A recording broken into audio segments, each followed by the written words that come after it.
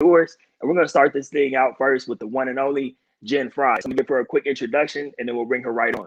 Jen Fry is the founder of Jen Fry Talks, which is a social justice education firm that uses conversation to educate and empower those within athletics through an anti-racist lens on issues of race, inclusion, intersectionality, diversity, and equity.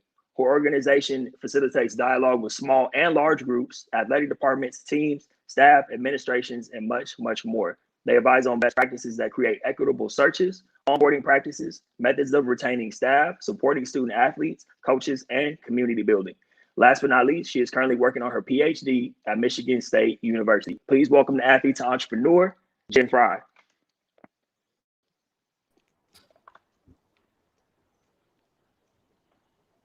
Hello. What's going on, Jen?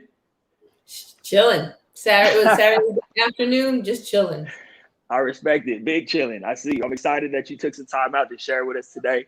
I wanted to jump right in because I know that you have quite a track record. I believe it's 15 years as a coach, right? Mm-hmm. And one of the things that I wanted to ask you is, how did you decide, having already built that track record, what made you decide to found Jen Fry Talks and go into this realm where you decided you wanted to speak and spread your message? What was that decision like for you? Well, I'll tell you first off, it wasn't that thought out. Like, you're making it seem like I really thought it out, and I had no thought at all. I was at a school that had 300 Black students out of 6,000. So I just started to pay attention more to kind of race issues. I grew up in Arizona, 5 minutes from the Mexican border. So a majority minority city. My volleyball coach was a Black female, track coach a Black male, soccer coach a Latinx male. I was always around people who looked like me. So I never was the only one. As I started going more to my different schools, I just started paying attention more. And then when I got to my last school where I coached at Elon, I just started paying more attention to race issues. And I realized that conversations within athletic departments, they weren't talking about the topics I wanted to talk about, nor the way I wanted to talk about it. They talked about, I felt like, very superficial, and I wanted to get in deep. And so I just literally, I had no thought process. I gave myself to November 1st. And I said, if on November 1st, I don't say I'm resigning, then I'm staying with coaching. Like, this is it. I'm not going to try and do this other stuff. And then I just literally, it's easy to tell friends and family what you want to do until you have to talk to the person who pays you. Then it's a whole different story, right? And so luckily I had a friend who said, if you're thinking of this, then these are ways to get your resume ready, so that you're not just jumping in right cold turkey, that you at least have shown some stuff on your resume of a track record you can talk about. And so November 1st came and we had like our meeting. You know, when you always have like meetings with staff, the person running always says the same thing at the end. And so right when she said it, I just like word vomited and was like, I'm resigning in 2 weeks. And she was looking crazy. I was looking crazy because I was like, I just said it. But I knew I couldn't be there anymore. I had other things I wanted to do. And I didn't know what it was. I just knew it wasn't done the way I wanted to. So I was like, I'm just going to figure this out. So I left and I started blogging. I got a job at Duke. And around this time is when Colin Kaepernick kneeled. So I started to get a lot of calls about, how do we handle this? Our administration doesn't want us to do it. Our Black athletes want to do it. How do I support them? How do I keep my job? And people were like, well, you should look at speaking on this. I'm like, what? Speaking on it? And slowly I just started to build it out. And it really started with me blogging and figuring out what my voice is going to be. Who is my audience? What do I want to talk about? How do I want to talk about? What are my non-negotiables? And just really said, you know, my vehicle for change has been coaching for 15 years. And now maybe it's something different. There's a lot there that I could pull out, Jen, but I don't want to have you on here for 3 hours. I know you got things to do today. But one of the things I do want to point out is what you shared about giving yourself that deadline. You said November 1st, I'm putting my foot down, I'm getting out of here. And that's so important for people listening, because I know we have a lot of aspiring entrepreneurs on here, people who are entrepreneurs.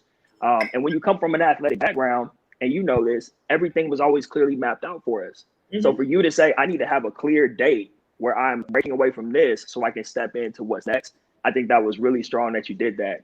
And then I know you had people, was it a series of people telling you, hey, I think you need to speak about this? Or was it just that one person that had you think, okay, I need to really do this and take this seriously? There was quite a few people who were like, have you thought about being a professional speaker on this? You know, the content you talk about, the way you deliver it, you could have something. And so quite a few people told me that, but I really didn't understand fully what it meant. Like when I jumped, I didn't have any idea. And I think that helped me out, because when you're going to something that you really don't know about, I feel like you're going to grind more because you don't have this track, right? Imagine you're running down this field, and when you have to like cut down the branches and stuff, you're going to grind more versus you're just running on something that you know how it's going to be. And so I was really lucky where like people weren't doing what I was doing. There was like a company doing it, but no one was like doing it how I did. So I just was like, I'm just going to do it the way I want to do it. And other people might not like it, but I'm okay with that because I think this is the way it should be done. That's a great analogy right there of cutting through the branches instead of having a clear path. I love that you touched on that. So take us from the moment where it just starts out with blogging. You got people telling you in your ear, Jen, you should talk, you should speak on these things. How does it go from that to you stepping on stage for the first time? What was that process like? So I think the first thing to understand is as an athlete or a coach, you have a shit ton of transferable skills. Like, I don't think people realize how much, like I was a coach of a team of 20 people. I was managing a business, budgeting, right? Recruiting, staffing, reviews, equipment, like you do everything. And so that prepared me when I went to Duke, because I was able to do so much so quickly that I was in the job. I'd be like, okay, I'm doing this, this, and this. And they're like, wait, you can do it all? I'm like, yeah, that was done like 10 minutes ago. Oh, you need me to develop all this programming, do all the scheduling? Oh, it's done.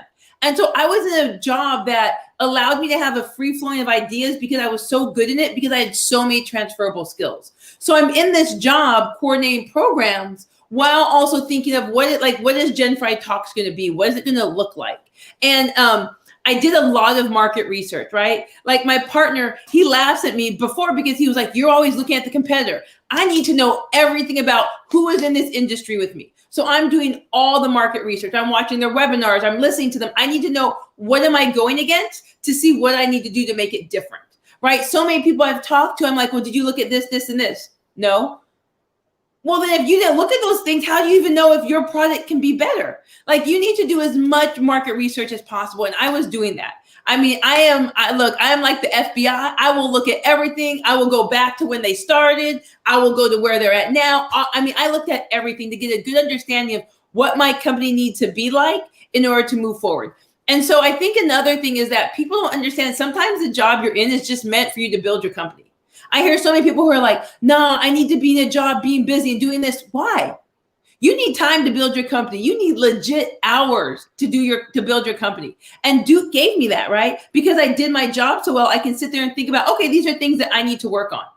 And it just gave me more time, right? When you do your job well, you're going to have more time. And that's what it gave me. It allowed me to sit there and think about the things I needed to do to make my company, to make it excel. And so literally also, if you talk to a friend of mine, Jen Hunter, who's with the Trailblazers, I was out grinding, getting testimonials, talking to people, like doing all these things all the time. I would reaching out to people all the time to see if I could talk to them. What are they looking for? And then really, I mean, I've been on kind of some small stages, but then in February of 19, I did my TED Talk. And that's just a different stage. Like, being on a stage is fine, but being on that red dot, like, shit gets real, right? Like, it is a different mentality on that red dot. And the interesting thing is, I was so afraid that I would lose my train of thought. And I was petrified. And literally, I'm there and it happened. And I have my little note cards where I had them. And then right in the middle, I lost my train of thought. And for like you speaking, it feels like it's 13 hours. But for everyone else, it was probably just a breath. And I was able to read my note, get through it, and keep moving. And so for me, that was a big thing, because like my worst fear happened and I got through it, right? Like it happened. I'm on that stage. I literally wanted to look up and be like, I forgot. But I was like, just stay in it. It came back to me and I got through it. And I still haven't watched the TED Talk to this day, but my friends are like, we couldn't even tell. But when you're in it, it feels like it's forever. And so sometimes the worst thing you worry about will happen and you will get through it and be like, shit, I got through that. And I was so afraid of it. And so it went from there and then the next thing was I was at the NCAA Inclusion Forum. And from there, I was like, I feel like I'm going to be really big. Like, I feel like it's going to be big. And so that's when I was like, well, I want to do my PhD full time. And Michigan State was giving me that opportunity. I said, you know what, if I bust, at least I got a little $19,000 a year where I can still pay my rent and all that good stuff. I mean, rent in Lansing was like $650 a month. So at least I can afford that. And I just felt like I was going to get big because the way I delivered, the topics that I talked about were things that what people really wanted to hear and chew through. And that's kind of what I gave people. And that's what I give people now, is just a different way of talking about this. But I mean, like you asked people who've been with me through the trenches, it was a long process to really cultivate my brand, what I'm talking about, and also doing it in a way that's not creating harm, because I'm all about the money, right? Like people are like, I'm all about the money, but you're creating harm. And so I focus on that, where I'm not creating harm just based because I'm solely about the money. Like you can't do that. You have to realize in this work that if you center not creating harm, it means sometimes you're going to have to say no and be okay with that. Folks, we are having a masterclass right now from Jen Fry. Folks, do you see why this woman is a highly sought after speaker? My goodness. You took me there too. When you were talking about forgetting your place on stage, I was over here. I saw that moment. I'm over here. My armpits started sweating. I was getting nervous. Like, my goodness. Wait, let me see what Joyce said. Joyce, first of all, thank you for being here. You must know your non-negotiables. Joyce left another comment earlier where she was talking about transferable skills. That was the one I wanted to touch on. And I think you've already given us so much, but I want to take a step out for you to give some advice for a second, because to Joyce's point, and once again, thank you, Joyce. Everybody, make sure you follow I Am Joyce Johnson, the sales queen. Tap in with Joyce. But her point about transferable skills is huge. And I think sometimes something I always talk about is how athletes, we can go anywhere and be the top person there because we have that mindset. Like you said, as a coach, you can go anywhere and be the top person because you've run a business, you've managed a team. But I think it's so important to pick the right thing. Otherwise, you might just be spinning your wheels. Like I think about my first job out of college was doing sales for Xerox. If I would have stayed with that, here I am 8 years later, I might be a vice president or regional manager of copy machine sales, but that's not who I am. That's not what I'm about. So can you just give some advice to those people listening, whether they're former athletes or not, people who want to become entrepreneurs, carve out their own lane? How do you figure out the process? And I know yours wasn't as planned out, like you said, but how do you figure out the process of, okay, I know I want more. I know I'm meant to be doing something else. How do you find clarity around what that is? I mean, I think it's part of just doing things. And I know that sounds really simplistic, but for me, it started with like reading stuff and being like, I'm really interested in this. And I am like a voracious reader. I mean, y'all can see like this is like one of my 4, right, bookcases. I got all my books, right? Like I buy books like you think I have none. Like I'm always buying more books. And I say that because it just was like, I am really interested in this. And then it got to be I'm interested in it. Who's doing this work? Like, and what does it even look like? What classes can I take to see who's also doing this? And so I just would think of like seeing what is it you love to do, talk about, build, and then going the next step. And you have to really drill it down, because what I tend to see is that people want to make money. So they'll be the kitchen sink, right? They'll do everything. If I'm a builder, I will build everything, versus saying, no, I'm going to be the best door carpenter known to people, right? I'm going to be the best desk designer. And so people think that when you're the kitchen sink, you're going to get more work, and you're not. Like I'm very explicit when I talk to people. I say, Jen Fry Talks is a social justice firm that focuses on educating and empowering those within athletics through an anti-racist lens. I am very specific about my area. If you want to hire me for somewhere else, cool. But I tell you my area. And so many people think if you niche down that you're not going to get hired. In reality, it's the opposite, because people are going to look at you as the expert.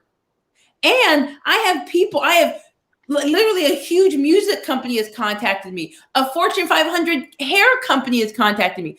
Big companies, because I'm like, the stuff I do, I can use really phenomenal athletic analogies.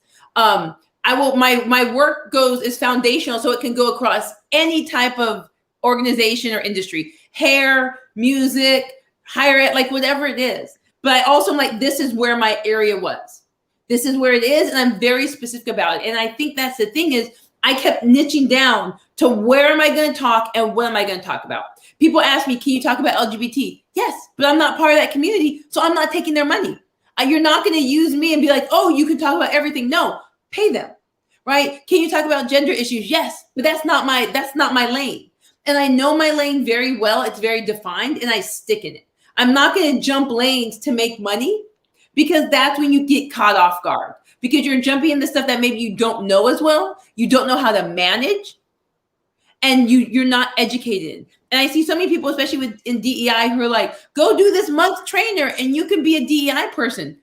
Yeah, you're fine talking. What happens when the shit hits the fan? What happens when you have someone Zoom bombing you and cussing and saying the N-word? What happens when you have people in the Zoom room arguing? What happens when you're in person and people are arguing? People are saying inappropriate things. Like, yes, you can be it, but when the shit hits the fan, are you prepared to handle it?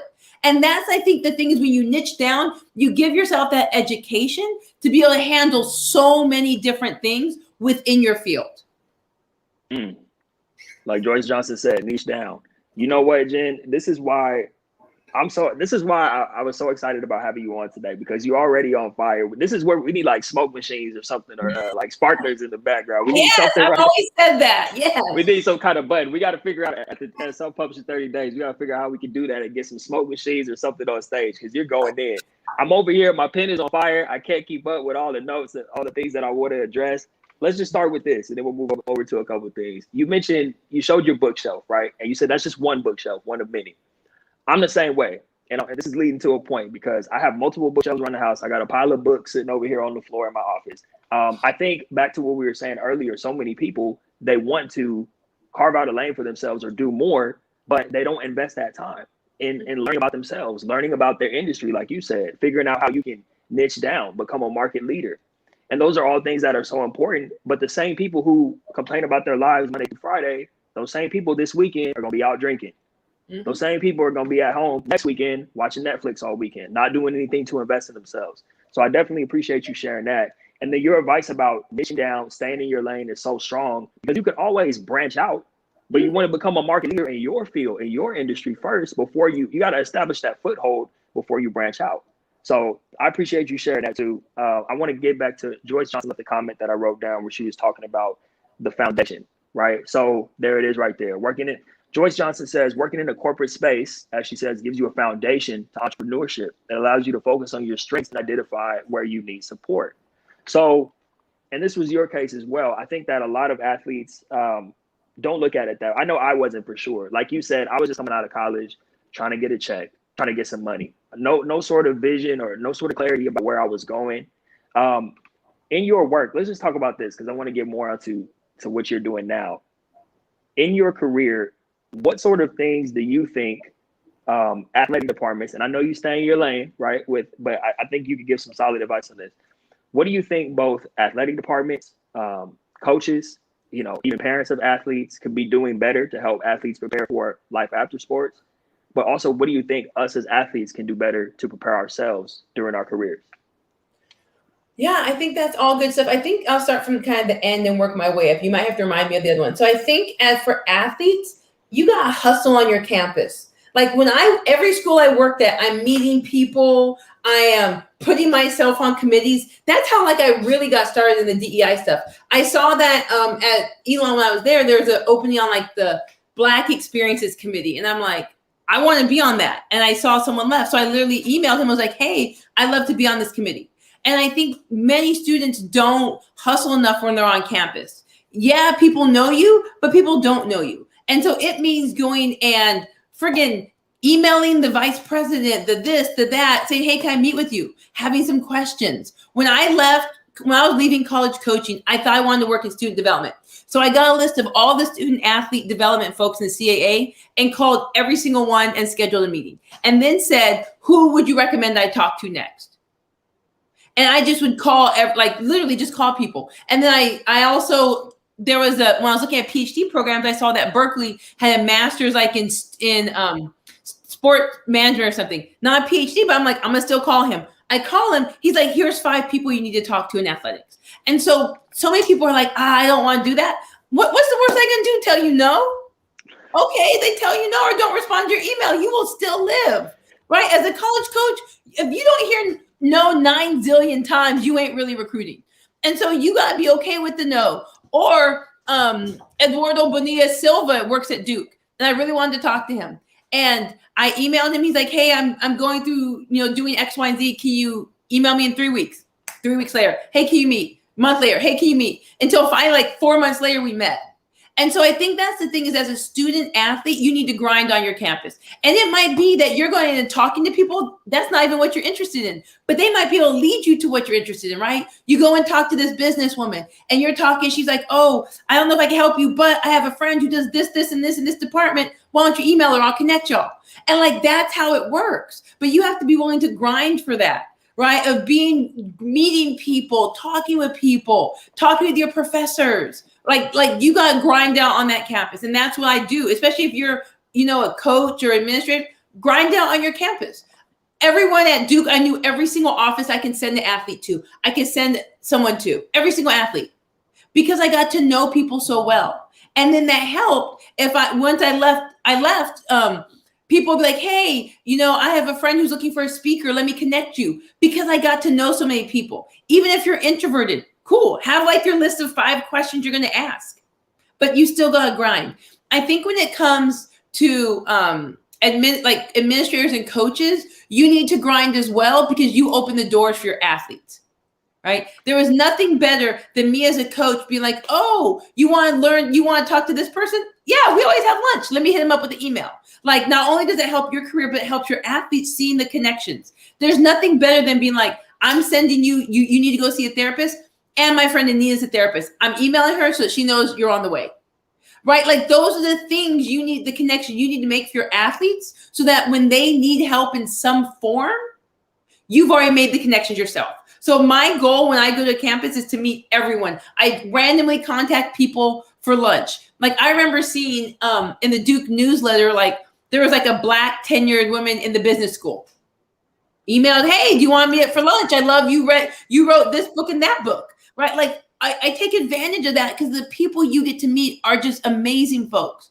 And so I would say that for coaches and administrators to do that, to meet everyone so that you can open doors for your athletes, especially hard doors of faculty that are really tough to know, the president, the vice, like, get to know those people so you can open doors. I think for the parents need to start asking very nuanced questions for their athletes. I think a lot of times we see parents are so excited for the scholarship that they don't ask the right questions.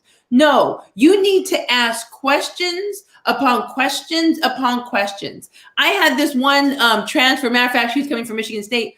Her mom, y'all know that meme from, I think it's Peele, where he's like sweating, Jordan Peele in the meme? That was me. She was like peppering me with questions. What's the transfer rate of Black athletes? How many Black students are here? What's the rate of Black faculty? Oh, homegirl had me in there like, oh, I'm going to find out for you. I'm going to find out. But you know what? She made me realize that as a Black coach, I need to know this stuff. If somebody's asking me what's the rate of transfers of Black students on my team and in the department, I need to know. So all of that information coaches need to know, and parents need to be asking very intricate, nuanced questions. As a matter of fact, let me see if I can find it really quick. On my website, I actually have, I asked her to, give me 2 seconds. I made up like this document that is meant for like parents to ask questions. And it gives them a really good idea of what questions to ask, because as we know, many times they don't know what to ask. And so Jane sent it to me because here we go. Do you have a way that I can maybe like show my screen? There should be a way where you can click on. Oh, here we go. Share my screen. You got it. You got it. Here we go. Okay, share it. Okay, blah, blah, blah. Let me see the window. Here we go. So I made this document, and this document literally, can I not move it? We can see it. Okay, but I don't think I can. Let me see if I can move it on here. Are you seeing it move? Yep. Okay, perfect. So this is a document that literally it's for people to think about when they're doing recruiting and to be more nuanced with it. But at the bottom are these questions, right? You need to ask as a parent, who is doing the contacting? How are you going to contact my kids? Very specific stuff, right? This one right here, interest level. What, like, literally, kids and parents need to ask, what is your interest in me? Where am I at on your list of outsides, of running backs, of centers? When do you plan on making an offer? What is the timeline and deadline? Where am I at on your depth chart? Right? Like all these things, academic considerations. I need a copy of this, Jen. I'm about to send this to some of my cousins who are being recruited right now. Okay. I got to pass this over to my aunties and uncles. This is okay. I got you. This is huge. But like all this stuff, right? Can athletes who leave to play pro without graduating come back and get financial and academic assistance? Can it student athletes who leave to play professionally without graduating? Let me see here. How many academic advisors are there? That's a really important question. Right. Like these are major. Right. These like, is it one academic advisor to 400 athletes? Right. How accessible is the advisor? Is study hall expected? Is my sport fully funded? You know, can I layer stuff? If you do a 1 year, 2 year, 3 year scholarship, when do I get my scholarship? What can I sign that will document and assure me of the scholarship I'm going to get in the future? Wow. You need to have, like, these are questions, right? And this is what we're seeing right now. Under what conditions can my scholarship be taken away? So here are ones about the competitive schedule. Playing. Coach, right here. How long has the coaching staff been at the institution? When is the head coach's contract up? That's it. Talk about having people sweating bullets. You hit them with these questions, you might have somebody run out the office on you. Listen. That might resign from the position. You hit them with one of these. Listen. How long is your contract up? When is it up? Why are your assistants leaving every year? Like, those are the questions that need to be asked. Because that's the stuff that they need to answer. If they're saying, oh, the head coach just got renewed and until 2026, cool. Versus it's up at the end of this year and the coach hasn't won the last 3 years. What we think is going to happen. And so I think that's the problem, is that parents don't know the right questions to ask. And because that they ask these very general questions, and then their kid gets there and it's not what they think, because you don't know until you know. And so the goal of that, and I'm going to send this to my manager to kind of go through with editing and stuff. You don't know until you know, right? Until you're in the situation. And that's so that's what I would say is also within that are questions asking about like stuff out of season. What can my kid do? What major? Like all those questions. And like I tell recruits is to take like 3 questions from each section, put it in like a Google Doc, interviews. It's a 2-way conversation. I want you as much as you want me, 100%. And parents, especially parents that are low socioeconomic status, forget that, right? They're like, we're poor, we can't afford it. This might be your only option. No, especially if it's going to traumatize your kid. If that's the issue, take them to a JUCO for 2 years. I went to a JUCO and I'm going to be finishing my PhD in May. Take them there, right? And so I think that's the thing is like, so we see so many parents, single moms, who are like, this might be your only way out. No, you need to still ask the questions so that your kid is going somewhere where it's not harmful and violent. That's right. Jen, I want to thank you for everything that you just shared, because this really hits home. And I know people watching this right now or watching the playback. I mean, this personally, I think about my family, if we would have been equipped with these questions going into it versus, like you said, we're just excited. My mom and dad were excited. Someone's going to pay for the school. I was excited. I was going to get to play college ball. But to go in there equipped, empowered with these resources that you're putting out there and working on, I can't thank you enough for the work that you do. We could easily be on here for several more hours. But like I said, I know you have things to get to. I know it's a Saturday. We will definitely be in touch for more. I want to do a solo episode so we can pick up where we left off on this, because there's a lot more ground to cover. And I appreciate you coming on here. Before we get out of here, can you please tell people how they can get access? I know you're working on those resources, but how can they learn more about Jen Fry Talks? How can they get in touch with you and follow everything you're up to these days? Literally every single social media channel, YouTube, everything, just look at Jen Fry Talks. I try to make it really easy. Yes, I have like a Snapchat, but I'm not posting nothing. Don't expect to see me dancing on there. Same thing with TikTok. Like I got a TikTok account just to watch videos. I'm not finna be like dancing or doing anything. No, not today, not ever. So just like Instagram, Twitter, Facebook, all of that, Jen Fry Talks. My website, www.jenfrytalks.com. So everything, follow me, chat with me, all that good stuff. Beautiful. Well, this was a phenomenal conversation, Jen. This was more like a presentation than anything. This was a keynote speech. Thank you so much for your keynote. I'm definitely looking forward to working on more projects. I know there's something that we got under wraps right now. I sent you something we were talking about before I moved to Texas. So I'll be in touch about that soon. I hope you enjoy your weekend, and thank you so much. You brought so much value to the show today, and I can't express enough how grateful I am for you. I appreciate it. No problem. Thank you for having me on here, and I'll chat with you later, okay? All right, Jen. Take care. My goodness, we might need to have an intermission. Just everybody go take a water break or something, or do some breathing exercises after that one, because Jen Fry messed around and set this show on fire, folks. Next up, we got my homegirl Taneka Rubin. Now, this is going to be a great conversation as well, so please stick around. Taneka Rubin is a professional overseas basketball player, speaker, and author of the book Winners Win. It's a phenomenal book, by the way. She's lived in 5 different countries where she's learned to appreciate the beauty of cultural differences. Taneka uses her experiences on and off the court to encourage and inspire the next generation. Yes, indeed. Please welcome to Athletes Entrepreneur, Miss Taneka Rubin.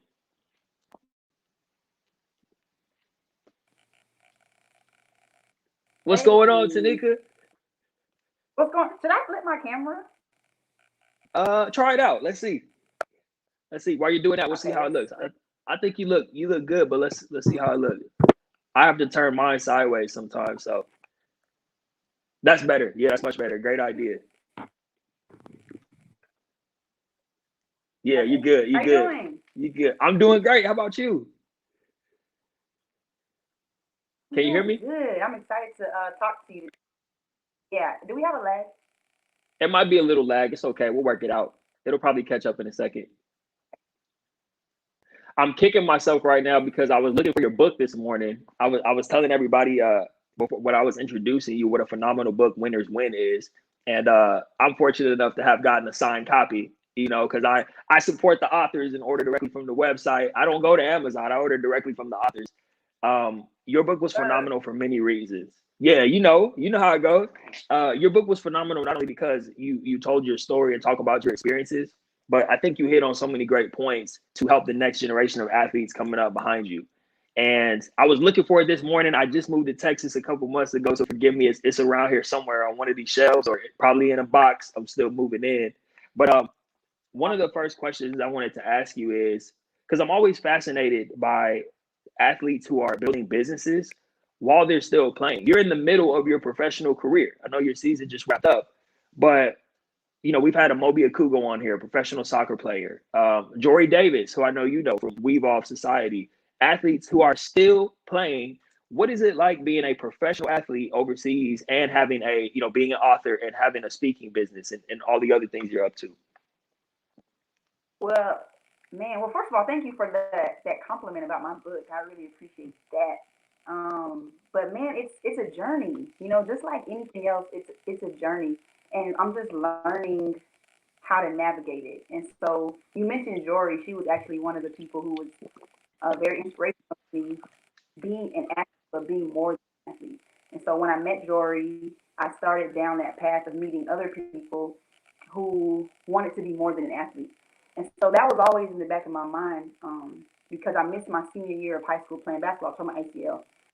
And so during that time, I realized I had other skills, I had other gifts and talents, and that I should also think more about my future because eventually the basketball is going to stop. And so I've always been kind of entrepreneurial. And so, yeah, it's been a journey. It's figuring out what marketing looks like. It's figuring out who I should get on my team. Like, you're building a great team around you. And so, yeah, it's a journey. Quick side note, Taneka, you tore your ACL your senior year of high school, so you didn't even compete your senior year, and you still got a scholarship. You must have been balling. Man, yeah, it was coming up to my senior year, so it was like my the summer after junior year. We were like doing a summer league, tore my ACL, and I missed the whole year except for the playoffs. So I came back to the playoffs. I wasn't really 100%, but I did. I went JUCO just like Coach said before. What's her name? She was killing it. Jen Fry. You go JUCO, and at first that was something I really looked down on. Like a lot of athletes, you look down on it. Like, man, I can do better. but I learned that it was the best thing for me. And tearing my ACL really opened my eyes up to possibilities, not just on the court, because I became a better player, but also, off the court, like I said. Mm-hmm. And then what was your decision to actually write the book? Because a lot of people, we always talk about this at Self-Publish in 30 Days. A lot of people talk about what they're going to do. Oh, I'm working on a book. Stay tuned, it's coming out, but it's sitting on their laptop. They've been working on it for 7 years, and it's still sitting on Google Docs.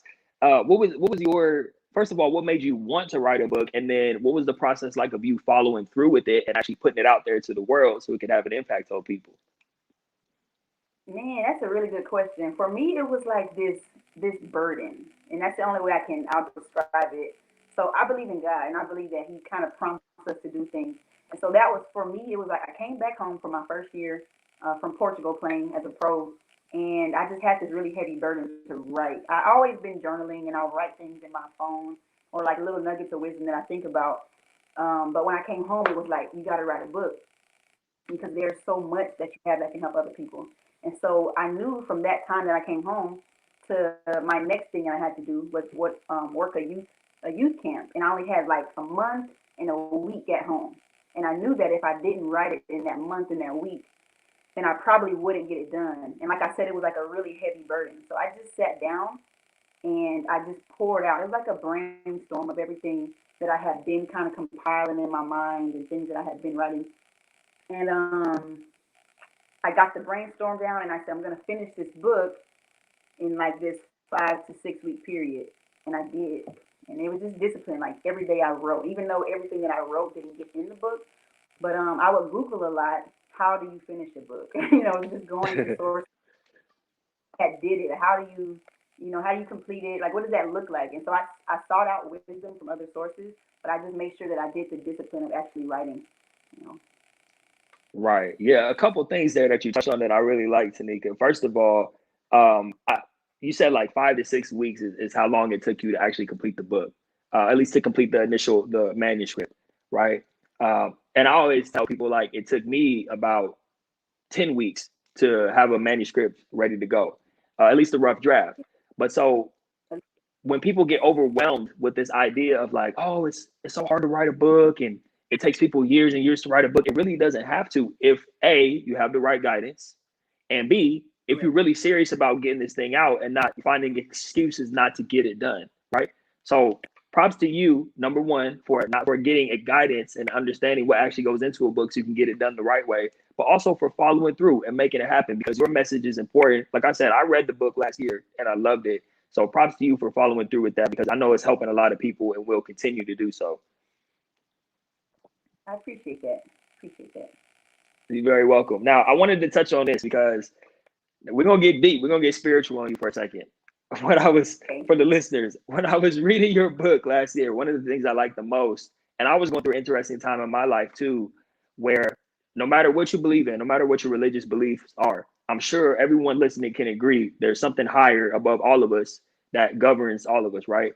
And so in your book, you talked about how you were, I won't get too personal. You got to read the book if you want to get all this information, but you were talking about how you had certain behaviors or certain like attitude adjustments that need to be made, right? As a young adult, as we all do, as in your late teens, early 20s, certain things that you were working on, and you notice every time you would act one way, God or the universe would like just smack you down and be like, you got to cut it out. You're not acting right. And he would like throw things at you to kind of throw you off course. And every time you were acting the right way, which you know to be right, and acting righteously or whatever, being in a place where you were operating at the highest version, the best version of Taneka, good things started happening. So I wanted to ask you today, can you just go a little bit into that? Like, you don't have to share any of the personal stuff you shared in the book, but just some of the things that you noticed. And because I think it would be good for certain people to hear, because I know it was beneficial for me. It would be good for people to hear what that was like for you and what you noticed in your life when you stay on the right path and operate at your highest self. Good things start to open up for you. Can you talk a little bit about that? Yeah, man, that's really good. So all of this kind of boils down to this saying that I say a lot, and it's like God has something special inside of each of us that He wants to get into the world, right? And so we're not just here by happenstance. We're not just like a coincidence. I feel like everyone has a purpose, like you said, regardless of what you believe in. You know that there is like this divine being, right? And so for me, it was like I had, like you said, I had behaviors. I was a mess, really. I was behind. You made it look, you made it sound good, but it was like I was one of those problem kids. You know, I was really hard to deal with. But at the end of the day, I was created with a purpose, and so I just had to get on the right path.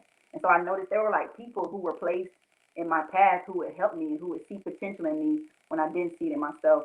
And so I'm really thankful for those people in those instances, and like even times where things looked bad or looked like I was gonna fail, but there was like this divine guidance that pushed me the other way. It helped me to learn so many different lessons that I needed to learn. And I realized that in order for me to live out this purpose, that I eventually realized, you know, what I was here to do, then I'm gonna have to change some things. And then it started with me making a decision that I have to become a better version of myself. And after that decision, you know, you have ups and downs still, but you you're determined to live out your purpose. Mm, that's a beautiful thing. Thank you for sharing that, Taneka. Now, something else I wanted to ask you about was because you and I connected on IG. I think we had seen each other's videos. We were putting out content. I love your videos, by the way. You don't just show up with some generic message. Like you're speaking from the heart, dropping quality, dropping gems. Um, I wanted to ask you, what was it like? Like, did you know before you published your book that you were going to become a speaker, or was it just something that happened, afterwards? What was that process like? All of that kind of happened like all in the same little time. It was like I had this burden to write, right? And I knew that I communicated better in writing. That's the way I felt about myself. But I also knew that I could speak and that connecting with the audience would be a little bit better, easier, more accessible through video and through speaking because a lot of people just don't read. And so I was like, okay, I have to start speaking.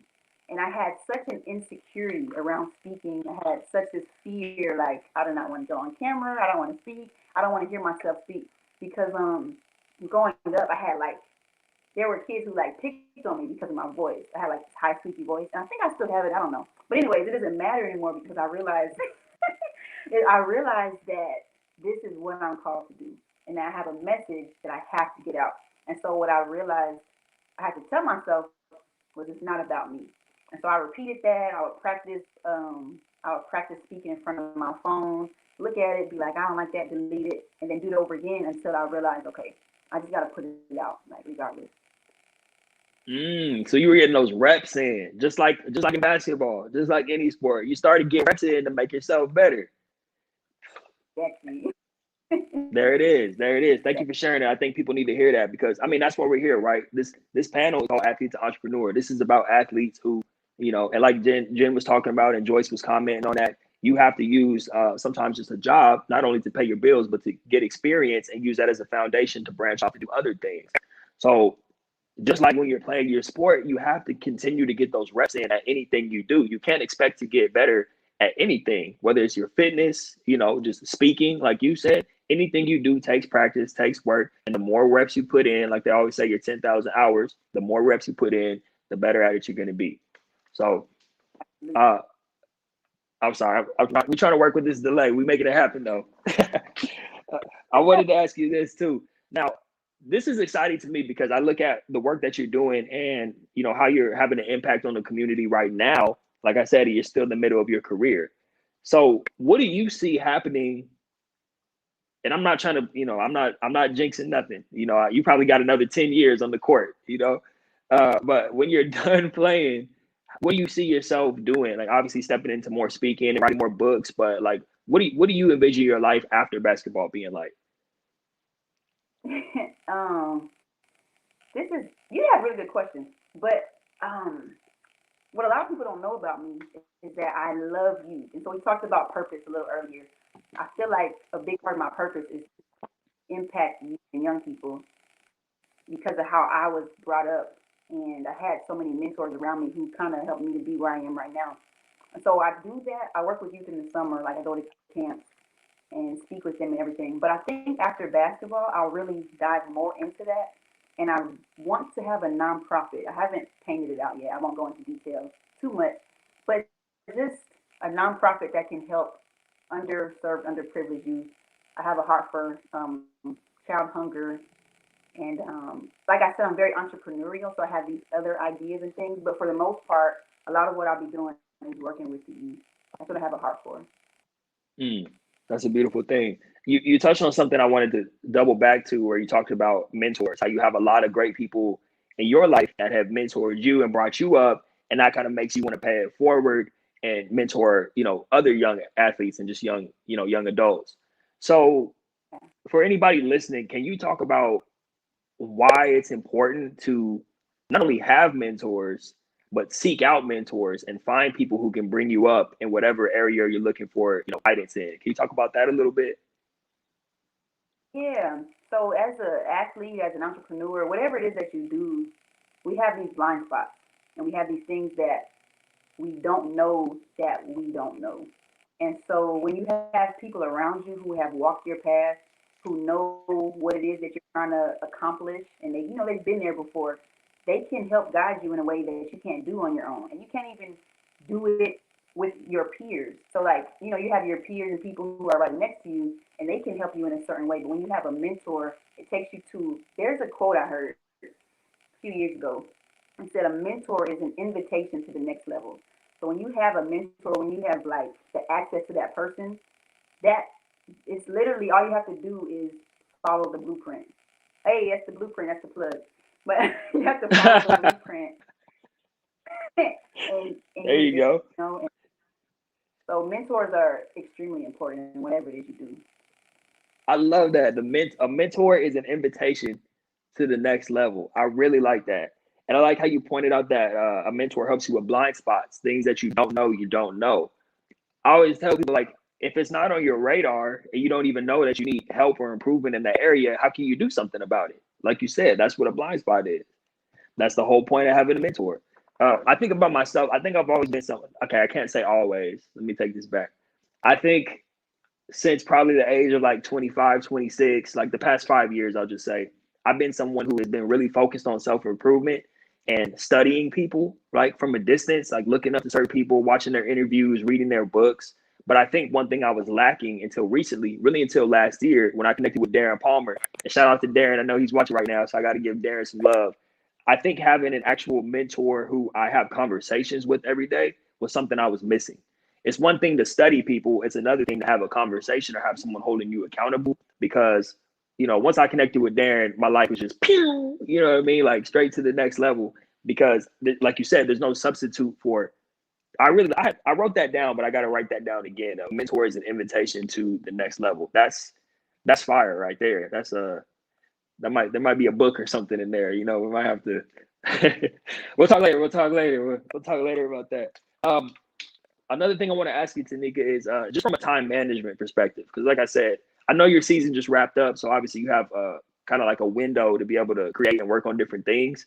But I'm looking at you because we've been having dialogue for since we connected, but there's been a couple of times where like you were in the middle of the season. So we might have been talking about working on a project or something, but you're like, hey, I'm mid-season right now. But yet you're still putting out content. I see you on different flyers and things like that. So just from a time management side, how have you been able to, or what kind of things can you share that's been beneficial for you as a professional athlete to carve out time to still work on your business, build your business, and do the things that you need to do? That's really good. It all boils down to the discipline. And so as an athlete, especially as a college athlete, you're used to people saying, okay, at this time you're gonna do this. After that you have to do this. And when you go to the next level, you don't have that anymore. And then furthermore, when you have your own endeavors, your own ventures as an entrepreneur, you have to do that on your own.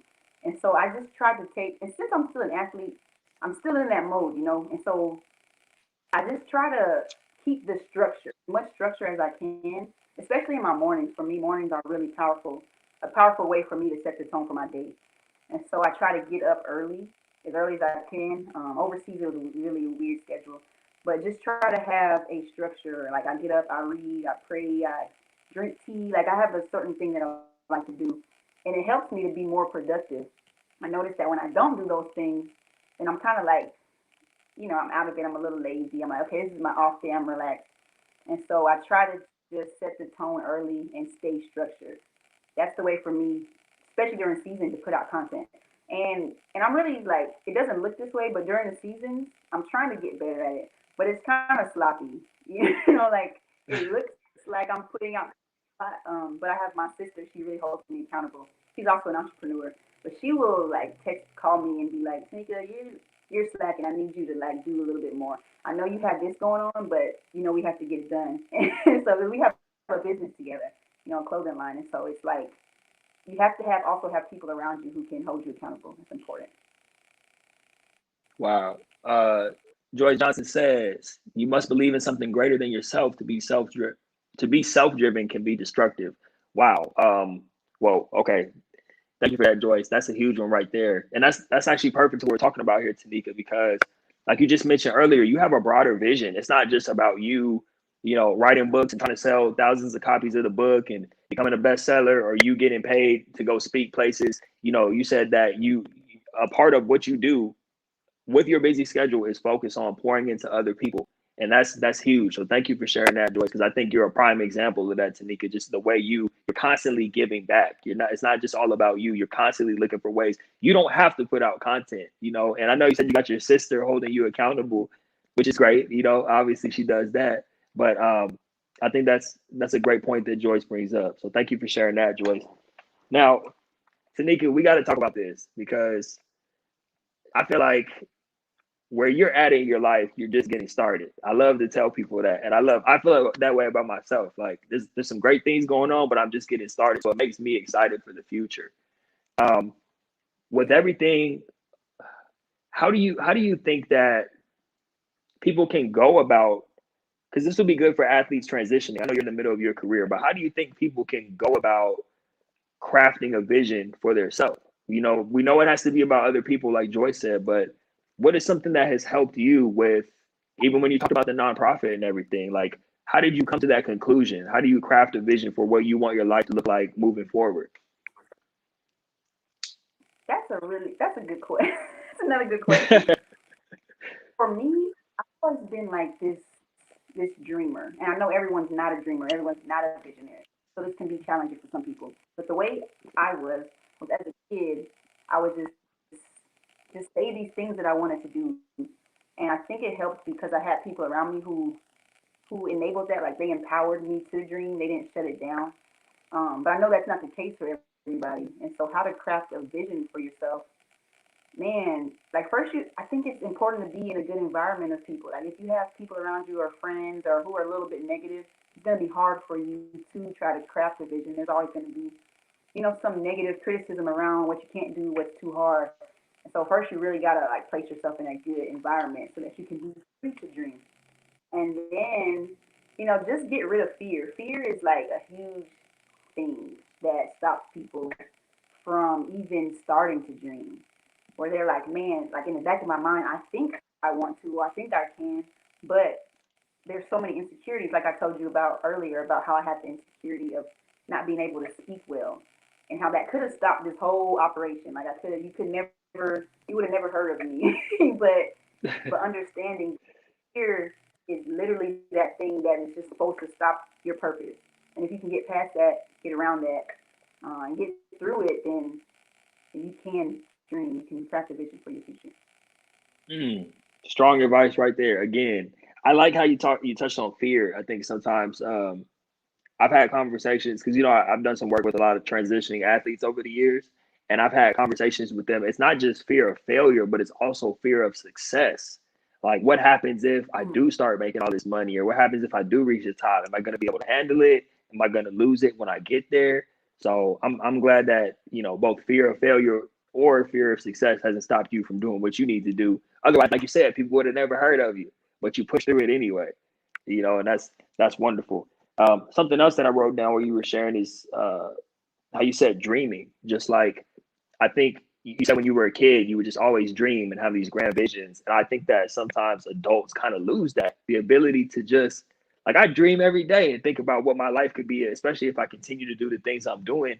And that excites me. And sometimes people get caught up in, just a mundane lifestyle. And then they forget to dream and realize that we're here creating our life. We're here today creating something that's going to help people, So I'm sorry, were you saying something? It looked like, I know there's a delay, but were you about to say something? I wasn't. No. Oh, okay. I wanted to ask you this too. I want to be respectful of your time. But are you still overseas or are you back home right now? I'm back. I'm in Florida. I'm in Florida right now. Oh, okay. I don't know why I was thinking you were. When do you actually go back overseas? Because this kind of, it leads to my next question. But I go back overseas probably around September, but I'm getting ready to leave until August to work some youth camps. And so I'll leave to go to Baylor June 9th. And then after that, I'm going to a camp in Pennsylvania June 19th until August 15th. nice. Look at you, Taneka. Always finding ways to give back. Going to the youth camps, all your time off, your free time. Man, check you out. Thank That's you. great. That's great. I wanna close it out with this. There are a lot of people who tune in to Athletes Entrepreneur, and it's not just athletes; it's parents of athletes, right? It's people who aren't athletes at all. They're just aspiring entrepreneurs, and they want to get some wisdom.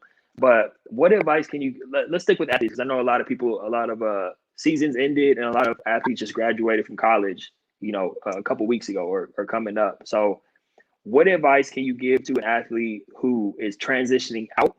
And I know you're still in your career, but what advice can you give to an athlete who is transitioning out of their sport and really entering a stage where they're starting the rest of their lives? They're entering this new chapter for the rest of their lives. What advice can you give to them about how to approach this new time as no longer being an athlete? And what advice can you give on that piece?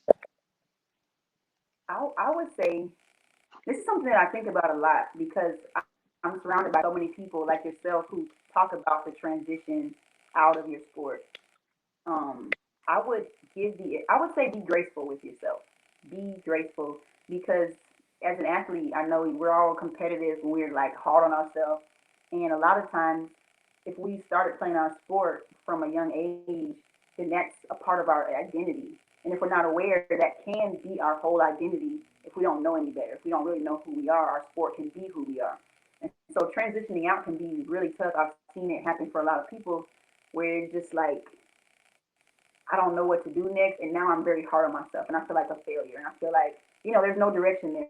And so I would say be graceful and just give yourself the grace and space to learn who you are and to figure things out because it's brand new, it's a new step, you know. And like you said, I'm not there yet, but I think about it often, and even now I'm starting to shift how I view myself as an athlete, and so I'm not just an athlete, I'm also a person, I'm a human, and I have feelings, I have emotions, I have a different purpose. I have so many different pieces than just dribbling and shooting a basketball. And so, yeah, be graceful with yourself. Yeah. I love that. Yeah, I think that's something that's not talked about enough because even I can have a tendency when I'm talking to athletes to be like, listen, this is what you got to do. This is how you want to figure it out. But you do have to have that grace period where you can heal, and kind of adjust to life is no longer being mapped out or revolving around your sport. So I love that you shared that piece on being graceful with yourself because that's the first step. You can't really start to build that new chapter unless you've healed the previous chapter and had grace with yourself during that time. So thank you so much for that. Thank you. And I Well, like your shirt. thank you. Yeah, hard work. This is my boy, fully, AK Anthony King. He's out of California. I grew up, played high school football. This guy, his brand is called Fully Functional. So you can check that out on IG. He's a good dude. Fully Functional Clothing. He makes a lot of active wear. He always has cool stuff on the shirts. So quick shout out to AK right there. But Taneka, thank you again. Thank you so much for coming on. This has been a phenomenal conversation. Before we get out of here, please tell people how they can get in touch with you, how they can follow you on social media, where they can get the book, all of that. Man, well, thank you. I really appreciate this. Was cool. This was cool, laid back. I like the conversation.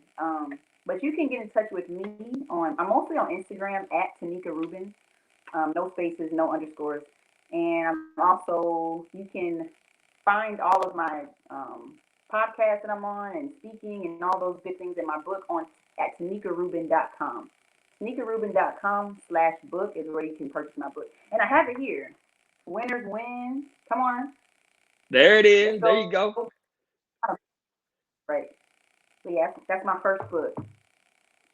Awesome. Yeah, that's a beautiful thing. Like I said, I got a copy. I just couldn't find it today for whatever reason. I was so mad trying to get on here, but I read the book. It's a phenomenal book, folks. For what it's worth, I put my stamp on it. As you can hear, as you heard today, Taneka has a a huge heart and is bringing a lot of value and helping a lot of people. So definitely go support what she's doing. Make sure you follow her. Check out the book. Grab you a copy of Winners Win. Buy it from the website. Get you a signed copy. And make sure you show Taneka some love. Tanika, thank you again so much. I hope you have a great weekend. Safe travels to you when you're going to those youth camps, and we will be in touch very soon, as always. Guys, appreciate it. Bye. Bye-bye. All right, folks. Taneka Rubin, how about it? How about it? The great part about it, like Taneka said, just casual conversation. That's what we do here on Athlete to Entrepreneur. We keep it nice and casual, We're just making sure that people are being themselves and coming on here and sharing and letting you know if these people are doing all these great things in the world, then you can do it too. And speaking of people doing great things in the world, we got my man Rennie coming up next. I'm gonna give him a quick introduction and then we'll bring him on.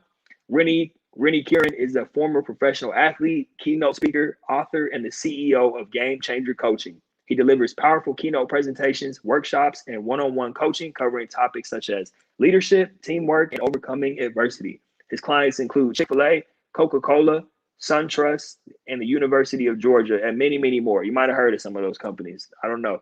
Maybe you've been living under a rock. I'm not sure.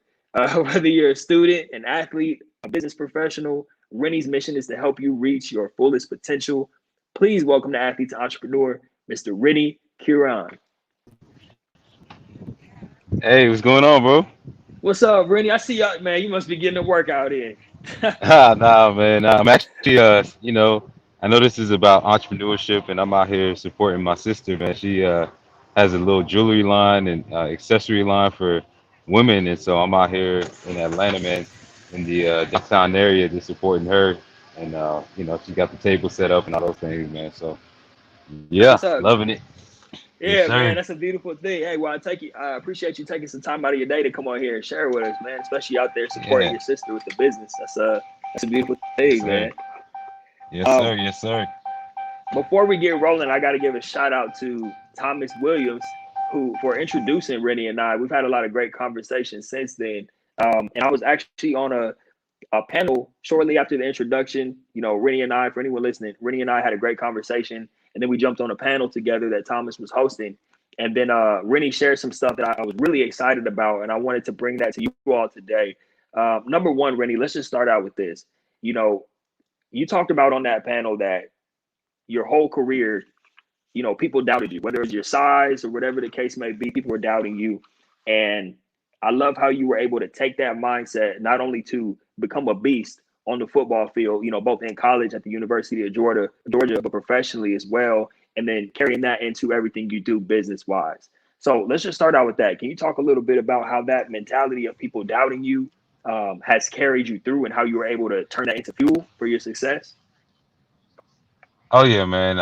That's huge, and I feel like no matter where you are in life, like you have to be able to turn your challenges and adversity into your advantage, right? You have to be able to use it in a way that is healthy, in a way that is productive, in a way that ultimately leads you towards success. Because no matter where you are in life, no matter what you're trying to do, you're gonna face some type of opposition, and the opposition can be your own voice, that own, ego is what I call it.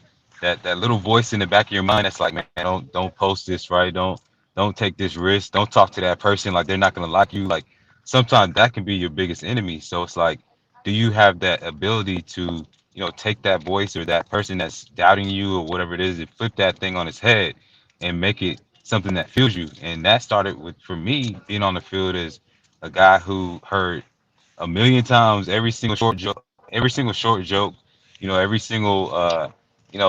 that you could put out there about somebody, whether it was, I wasn't fast enough, I wasn't strong enough, I couldn't learn the playbook, and it really just made me go even harder. And it was really the fact that I had no choice, number one.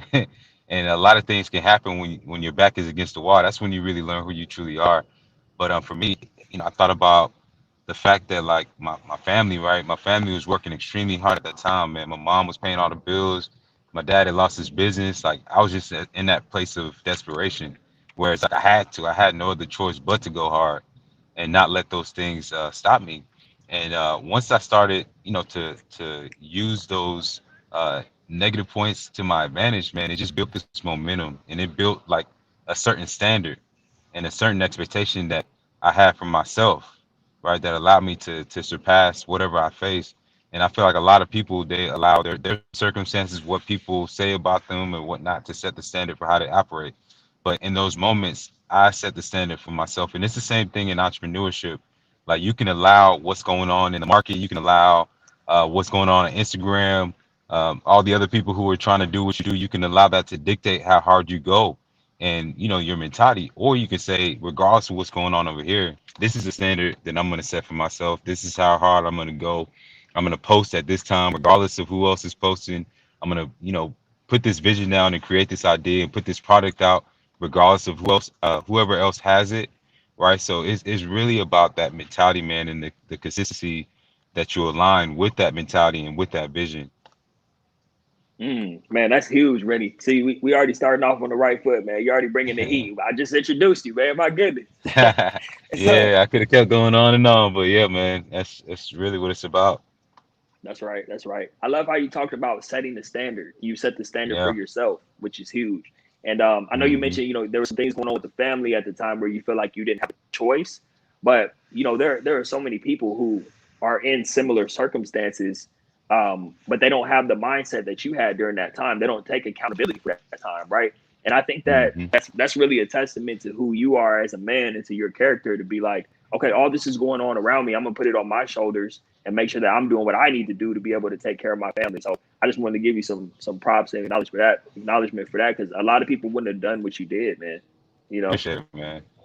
yes, sir. And then I have to ask, while you were in college, did you ever envision the, like, I know the goal, of course, was to make it to the league, but at what Hmm. point did you realize you wanted to become an entrepreneur and start doing some of the things you're doing now? When did that vision start to become clear for you? Man, when she came, that's my daughter. That's my daughter. She's 12 years old now, man. And I became a father my sophomore year in college, bro. And that's when it really got real. Like, I would always, and I tell people this, like, God will uh, give you certain clues as to what eventually you're gonna do, even if it doesn't make sense at the time that Mm. you're, experiencing those clues, right? So for me, those clues were at 10, 11 years old. I would get my dad's lawnmower and just go around the neighborhood and just knock on folks' doors and mow lawns and generate that cash, and then getting my first job and having a bad experience. Being in the corporate world, it was like I was working in the warehouse and I had a supervisor who was a micromanager and I could not stand it. And that was another clue that this world was not for me. Like, I'm an entrepreneur. I was always stubborn. Like, I didn't like taking direction for people who I felt like I could do this. Like, if I felt like I could do the same thing they were doing, like, I didn't take it lightly. In terms of having to be controlled, all the time. And so little things like that, man, drove me to entrepreneurship. And then, like I said, when my daughter came, that's when it really got real. And I immediately at University of Georgia, I snapped into entrepreneurship mode. I was like, how can I take my platform? How can I take, basically the name that I built, now that I've become kind of a household name at University of Georgia by making plays and actually generate revenue. And so I joined, which is, a lot of people, um, may frown upon it, but I did it at the time because I was looking for opportunity. But I joined a multi-level marketing company, and it was like one of those where it's like you get people to switch their utilities, and then you make a residual income. And so I was like, okay, cool.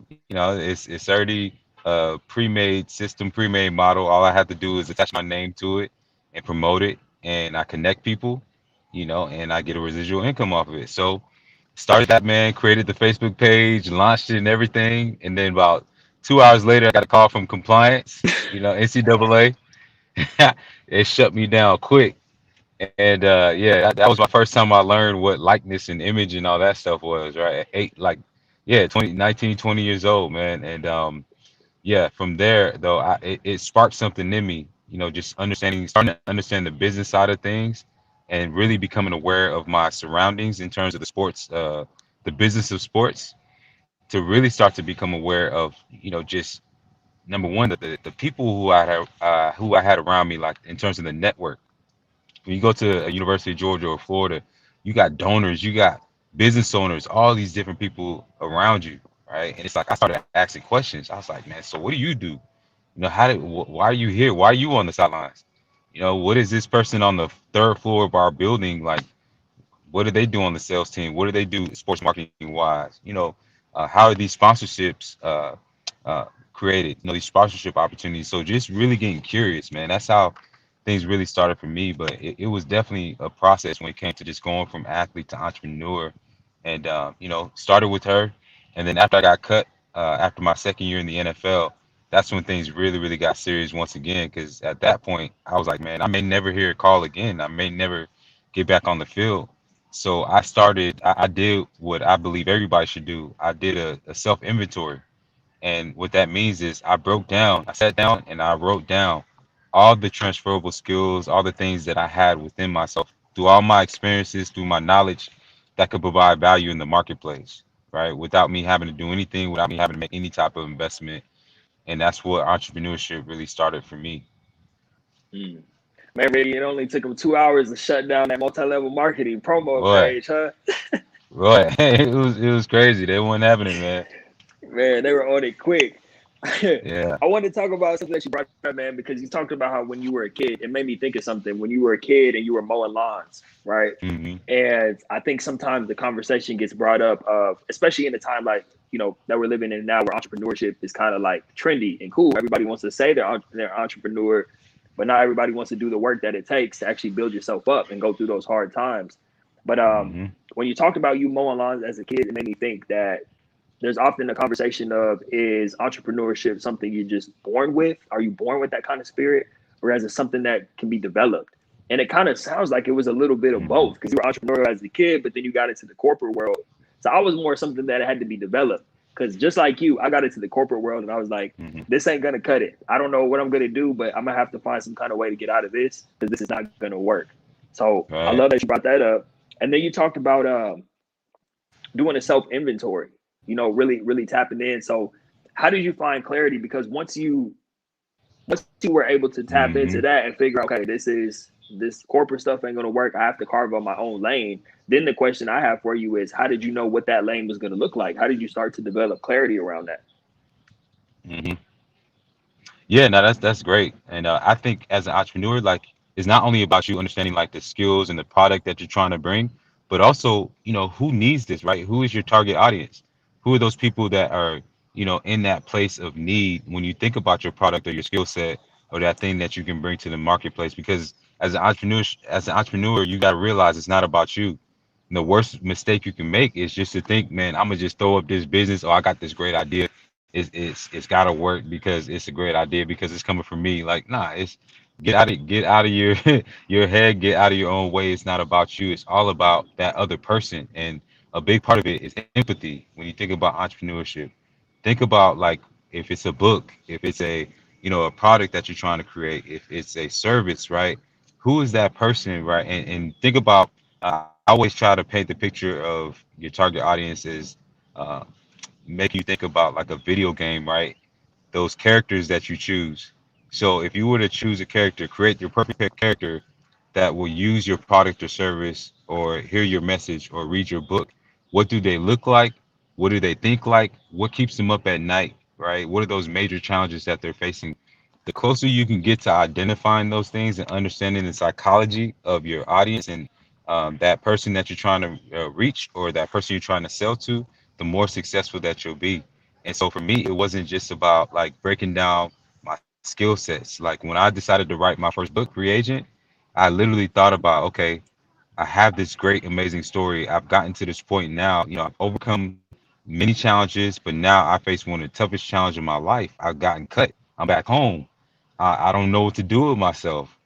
I don't know my identity. Like I don't know how I'm gonna move forward. I want to stay motivated, but I don't really know how. So this is what my book. I decided my book was gonna be about. Not only achieving success, but who else is in this same position in life, right? So I thought about people like my dad who lost his business, right, and who after 10, 15 years of working hard, they're now in a place of being in a place of uncertainty and in no man's land. I thought about, people who they graduate from college, they get the degree, everybody's happy, then all of a sudden, a month, 2 months later, they're at their parents' house and they can't get that job. So they're in the place of a no man's land. Thought about other athletes who get cut. I thought about people who go through divorce or lose somebody and now they're just like confused with life. They don't know what to do. People who go through retirement. So those were all my avatars, what I call it. Those people who I could reach by creating this product. So once you identify those skill sets, once again, it goes back to who is your audience? Who is the people who you, through your story, through your experiences, that will most resonate with that product or service or message that you're trying to put out there? So good, Rennie. Once again, man, we're having a master class on here on this edition of Athlete to Entrepreneur, man. I love that you touched on that, creating your avatar, because like you said, so many people go into business just thinking, I have a great idea. I have the next multi-million-dollar app. I'm going to put this out to the market. It's all about the person putting it out versus who the product or the service is actually going to reach. So I love that you touched on creating your avatar, because I think a lot of people need to hear that. Focus on how this benefits the end user, and then that's going to Yep, take care of you if it's benefiting other people, like you said. exactly. I want to double back to something you said earlier. I don't want to skip past this. When you talked about when the NCAA was hating on you and they shut down the page, Hmm. you didn't just roll over and just like give up on it. You still realized that you had a platform at the time, which is crazy, because you're talking about, you said 12 years ago or over 12 years ago at this point, when I think Right. now that's in the conversation heavy, like, right, leverage your Hmm. platform, leverage this time. But nobody was talking about that back then, 12 Right. years ago. But yeah, you had the awareness not only to be like, okay, I'm going to use this for the multi-level marketing thing, but then when that didn't work out, you still were like, okay, I still have influence, I still have a platform. So I love that you use that to connect with people on campus, like the donors and different people in different departments. Can you just take a deeper dive into that? Like, what was your thought process like, and how did you, amongst everything else that was going on, practice and games and travel, how did you set aside time to be like, okay, I'm gonna make sure I'm getting in front of people, shaking hands, connecting with people? Can you just take a deeper dive into that and how you went about doing it? Yeah, I mean, it really started with just even before then, and this is in goes back to high school, right? I was one of those guys where I did not want to be seen as just an athlete. Like I was actually offended by it. Like when people would just look at me and expect me to be the dumb jock and expect me to be the funny guy in class, like I took offense to it. And so I would join honors classes. I was one of the few athletes who was actually in orchestra. So I just took pride in doing things that people didn't expect. And so that kind of transferred over into college, man. When I got there, just having that sense of awareness and just knowing like I'm not just here for football, regardless of if it works out or not. Like I'm gonna try to do something to set myself apart. So that meant not just taking a class because it was the easy route, right? I made sure that I thought to myself, man, if I'm gonna get this degree, I'm gonna make sure I get my money's worth, right? Like when around that same time that they shut me down when I tried to start my business, one of the biggest things that gave me awareness was the fact that like they were selling my jerseys. Like my jerseys were being sold at Dick's Sporting Goods, Walmart, all that. So, and I'm a business major or trying to get into business school. So I'm like, man, who's getting all this money? So that little question sparked that curiosity where I wanted to learn about the whole system that I was in. And like I said before, they would have us go to events, galas and uh, uh, um, nonprofit events, and we'd be on the sidelines with different people, random people, usually older white dudes, right? Who you know what they did, but they're there, and eventually I started asking questions, just becoming curious, right? I was just like, man, what did this person do? How does these dots connect, right? And the more I asked questions, the more I had those meetings, the more I became aware of just my environment. Just you start to acquire that knowledge, no different than the game. It is no different than me playing linebacker, right? Just and studying the film before a game, right? I took that same type approach. And the more I did that, it built and it built and it built. And eventually I started building that network. That was like my first steps at networking, was just asking questions. What do you do? What led you into this career field? And just collecting those business cards. I that was the next step, getting those business cards, sending the follow-up email and everything, and just being friendly, just talking to people. You'd be surprised at how so many of us athletes, like we have such amazing platforms, we have so much reach, right? We coming out now of high school with 20,000 followers, some of us. but we have no clue how to take that and actually turn it into something.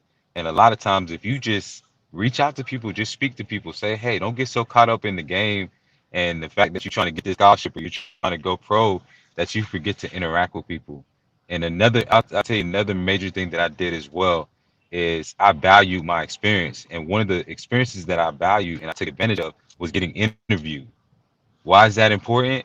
Because number one, every time you get interviewed by a newspaper, every time you're on television, you're effectively marketing you're essentially marketing yourself. Can you hear me? Oh, I can hear you. You're good. Hmm. Okay. Yeah, essentially you're having the opportunity to market yourself and build your personal brand. And so that means you can either get out there and you can either sound like, a lot of athletes do that. It's just like when they ask you a question, you're like, oh yeah, I made the play. Yeah, I just did what coach told me to do. Or you can give an articulate answer that showcases your knowledge that lets people know that you're more than just an athlete. And maybe there's a CEO watching who's like, man, that's a great kid. I would love to hire them to my company one day. Right. And that's how you become memorable. Right. And so those little things like that I did, not only just doing a good job in those interviews, but also building relationships with the journalists and with the people who were interviewing me. And these are people who now, 10 years later, anytime I come out with a book, anytime I come out with a product or whatever, they're now promoting my service and my business and my books. The same people that used to watch me or interview me after games. So there's so many things like that that if you take advantage of now, these things will benefit you, 10 years, 20 years down the line. Man, Rennie, that's a lot of value right there, man. A lot of gems were dropped on that one. So I appreciate you going deep on that because, it wasn't just about you networking for the sake of networking. Take advantage of now. That's what Darren Palmer says. Founder of Self Publishing 30 Days, the man himself. Take advantage of now. Yes, indeed. And what I love about what you shared, well, there's many things I love about it, but I wanted to pull this out of it. How you were talking about it's not just about you shaking hands and making those connections. That's a huge part of it. But it's also about how you present yourself, like you said in the interview, making sure you're not just saying, "Yeah, I did it. We won the game," and that's it. You're Right. sharing yourself. You're sharing your knowledge. Another thing too is how you went into having that business mind. You didn't just want to meet the people in all these different departments. You wanted to understand it from a business perspective and peek behind the curtain to see what's going on. How's the money distributed? Taking a good Right. look because, like you said, you were a business major, and I know that even if you're not a business major in college, even if you're a professional athlete, just take some time and take Rennie's advice to be able to figure out the inner workings because you can learn from that and use that in your own life and in your own business. So good, man. I wanted to ask you this. This is kind of a little off topic, but I wanted to know since you mentioned it. You mentioned your father being a business owner, right? And obviously, you said he Hmm. has some ups and downs in his business. Do you think that watching your father being a business owner impacted you and kind of Oh having yeah. in the back of your mind, yeah, you watching him made you want to do that for sure? Yeah, that was definitely a big part of it. And, it's so empowering to see my dad, this guy who came as an immigrant from Liberia who developed a skill set, right? So just like I talked about a skill, like he worked for the Liberian government before he came to Atlanta. And so like he developed a skill just like a lot of immigrants do. Like they just are trying to survive when they come here. They don't have their immigration papers. So they're in that place of desperation where they have to pick up something just to provide for their families. And so he picked up the skill of shoe repair. And so he would fix like designer shoes and cowboy boots and different things like that. But that's what paid not only paid the bills for us, but helped a lot of my uncles, aunts, cousins come to this country and start a whole new life, man. And just being able to see him, the grind that he had, and then also the fact that he was he was a black man who is in the position of authority, right? Just being able to call his own shots, uh, be in control of his own destiny, like that was so empowering to see. And the fact that like he was in this little 500 square foot shop. It was a shoe repair shop, whatever. Just like when you go to the mall, you got the little stores and whatnot. And to see him interact with people, like he was a manager, he was an accountant, he did everything, and he was a customer service guy as well. And I saw him cuss a lot of people out, like he didn't take no mess. And just just to see him like interact with somebody, man, and let him know, hey, like you can either take it or leave it. And he didn't have nobody to answer to. Like it left a mark on me, man, like at a young age. And so that's kind of the mentality that I started to develop. Like you can, you don't have to just go a certain route. You don't have to just get that 9 to 5. Like you can, you can take control of your destiny, man. And so, as I moved on, and that was the good side of it. And another side of it though was the fact that I saw him also, which is another tough thing about being an entrepreneur or being an entertainer or athlete that we've talked about before, is that his business kind of became his identity. Being in that position of a breadwinner became his identity. So when he lost that business, it was like he lost himself. And so it was almost foreshadowing what I would eventually go through with my transition. But knowing that, and being able to see him go through that and see the fact that when he lost that business, he lost some money, he became like a shell of himself. But I still looked at him as my dad, right? I still saw him up here, even though he saw himself as down here. So I realized in that experience that like you could lose the business, you could lose the position, but that doesn't mean like you as a person have lost value, right? It just was such a revelation for me and such a blessing, even though it was one of the toughest times in his life. So when I did lose that position, right, of being an athlete, being a pro player, it's like I had that experience, right, of knowing that my position in life, the money, whatever, that wasn't my identity. I immediately thought back to him, man. So there was so many, lessons and just principles I learned from just watching him go through his experience as an entrepreneur. Man, that's such an inspiring story, Rennie. Thank you for sharing that with us, man. That's a really cool story, and props to you for carrying the torch and just watching pops and studying him and being able to take that and move forward. Uh, Darren Palmer says your position doesn't define you. Amen. In sports, in Yeah. business, whatever you do, whatever you do. And Yep. Darren also said your self identity is so important. So, man, that is huge, man. Thank you for that, Rennie. Man, I know you got things to do. I want to be respectful of your time. Just one more quick question before we get you out of here, man. What is the Sure. future? What can people expect from you? I know you already have a lot of great things going on. Yeah. Just as people as people continue to follow you and watch you continue to grow and have an impact on people, what can people expect, man? Man, possibilities are endless. The speaking is really, really taking off. I'm working with a lot of different companies right now, not just doing the keynotes, but also doing workshops and then coaching. So doing a lot of that, man. If there's ever anybody out there who's listening right now that I can work with and help you take your business or your personal life to the next level, definitely feel free to reach out. And then outside of my business, I also have my nonprofit, the Game Changers Foundation. So we're going to be doing a lot there, just helping athletes, mentoring them, doing a lot of camps, doing some leadership events, some summits and different things. And I'm sure we'll be working together on that. And then I also have a sports startup, an app that I'm working on that's going to be the LinkedIn for athletes. And it's going to be launched in the next, I'd say, 2 to 3 months. Really fired up about that, man. So yeah, just like I said, the possibilities are endless. But those are the three main things that I'm working on now, and just excited, man. Every day is a new opportunity. Yes, indeed. Yes, indeed. That's exciting stuff, man. I'm definitely gonna be staying tuned for that app to drop. I'm gonna be waiting. I'm gonna be the first one to build a profile on there when it launches, man. Please believe. Yes, But yeah, sir. man. Yes, sir. Before we get out of here, Rennie, one more thing. Can you please tell people just how to get in touch with you and follow the journey and what's the best way to get in contact with you and all that good stuff? Yeah, definitely. So the easiest way to get in contact with me is through my website, renniecurran.com.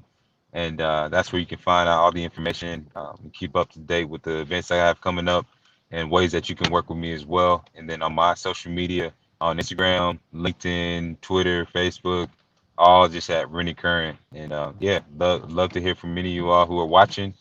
Feel free to reach out to me if I can never help you. I'm always here. I mentor tons of athletes, so I'm always open book and just willing to serve. So yeah, hope to hear from you all. Awesome. Well, Rennie, thank you again for setting aside some time, taking time out of your busy day with the family to come on here and share with us, man. This was invaluable. Everything that you shared, inspiring. A lot of knowledge was dropped. So definitely appreciate all the work you do. I'm grateful that Thomas introduced us because you've been nothing but a light and the inspiration of my life. So I appreciate that, man. I hope you Appreciate have it. a great rest of the day, and we'll be talking soon. Yes, sir. I appreciate y'all having me, man, and appreciate what you're doing as well, bro. It's really, really awesome just reaching out. I feel like because of guys like yourself and so many others, man, in my life, that's how I am where I am today. I had so many mentors and people who created events like this and just like really gave me that knowledge, man. So yeah, appreciate what you're doing as well. Yes, sir. Thank you, Rennie. I received that, brother. I'll let you get back to Yes, your sir. family, man. You have a good one. Appreciate you. All right, then later. All right. Ladies and gentlemen, that'll do it. Another Athlete to Entrepreneur panel. This was another great one as always. I want to thank the team at Self-Published in 30 Days for making this vision come to life, for always supporting me with all the projects I'm working on. Make sure you visit selfpublishing30days.com. If you are writing a book, thinking about writing a book, reach out to me directly. I'll get you set up with the team. Make sure you get pointed in the right direction. This is also brought to you by the Thrive After Sport. You see it behind me. Almost pointed in the right direction. Thrive After Sports. You can get the book at thriveaftersportsbook.com or just go to tajshawn.com and click book. Everyone have a safe Memorial Day weekend. Thank you for being here with us. We'll see you next month for the 9th Athlete Entrepreneur panel. You guys take care. We'll see you soon. Peace.